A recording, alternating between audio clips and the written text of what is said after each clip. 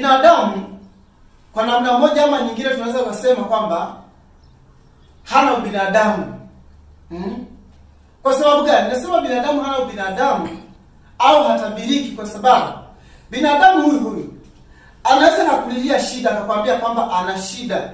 Ukamuuliza una shida gani? Akakwambia bwana mimi nina shida ya kiasi kadhaa. Basi mwisho wa siku mkaongea, akakwambia bwana mimi nina shida ya 100,000.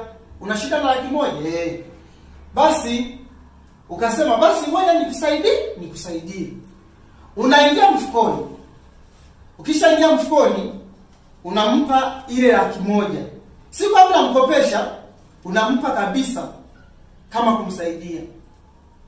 Na anaamini kabisa kwamba unamsaidia. Lakini akigeuka tu kidogo hivi, kikupa kichogo kidogo, anatulia sehemu, anaanza kuhesabu ili ahakiki aone cheni 100,000. Na si kwamba hii hela kwamba umemkopesha, umempa, lakini bado akili yake haiamini kwamba amepewa.